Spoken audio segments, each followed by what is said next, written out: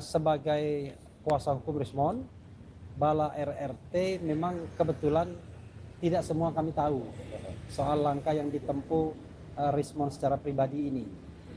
Jadi kami pun baru mengetahuinya melalui pemberitaan media. Tetapi tentu kami menghormati langkah yang diambil prinsipal, apapun itu sepanjang memang dalam koridor hukum.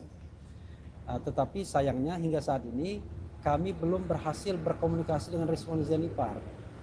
Jadi kami belum bisa memutuskan apapun, tetapi concern kami adalah pertanyaan yang paling penting adalah ketika dia mengajukan atau meminta restoratif justice, apakah dia berada dalam kehendak bebas, ya? Apakah dia berada dalam tekanan? Nanti bisa ditambahkan. Kalau dalam kehendak bebas, ya kita hormati dia. Tetapi kalau itu berada karena tekanan, tentu kewajiban kami untuk bagaimana kemudian terus melakukan pendampingan agar keadilan itu tetap bisa ditegakkan. Karena tidak boleh orang kemudian menyatakan sikap, menyatakan pendapat, kemudian melakukan langkah-langkah karena tekanan, bukan kehendak bebasnya. Nah, ini yang perlu kami klarifikasi ke Rismon. Karena kita tahu bahwa seiring dengan pengajuan restoratif justice, ada kasus yang berproses di Mabes atau Polda Metro ya.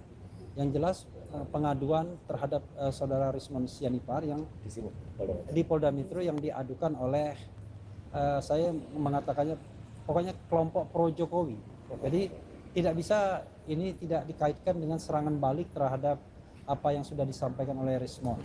Jadi kita perlu mengetahui apakah Rismon memang punya kehendak bebas untuk meminta restoratif justice, karena salah satu mekanisme restoratif justice itu adalah perdamaian.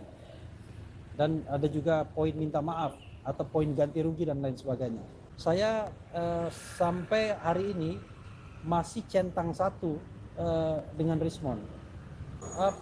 Pukul 7.29 tadi pagi ya. Saya mengatakan mohon minta RJ itu kehendak bebas dari Rismon ataukah karena Rismon terpojok dengan laporan soal ijazah dan lain sebagainya ya. Jadi kita ingin betul-betul ada hal yang memang betul-betul clear. Jangan sampai kemudian orang melangkah karena berada dalam tekanan, karena ini kan negara hukum ya.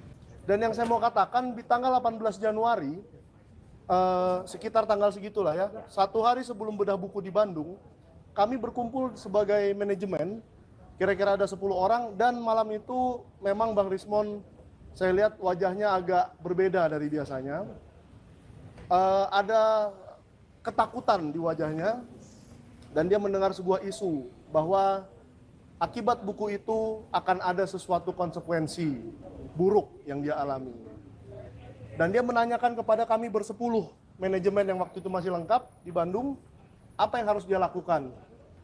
Dan saya katakan kita tidak mundur satu langkah pun mengenai buku ini karena buku ini isinya kenyataan. Buku ini tidak ada fitnah sama sekali dan hanya berisikan wawancara dan dokumen-dokumen yang menyatakan tentang pendidikan Gibran. Jadi dia tidak perlu takut. Tetapi sejak hari itu, paginya bahkan kami mendiskusikan untuk mengirimkan sebuah surat ke Bapak Joko Widodo di Solo yang akhirnya tidak jadi.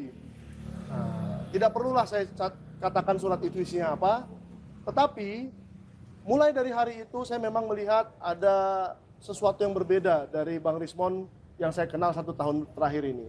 Lagi-lagi mengutip Pak Refli tadi, mungkin memang saya juga menduga ada sebuah tekanan yang sedang dialami Bang Rismon.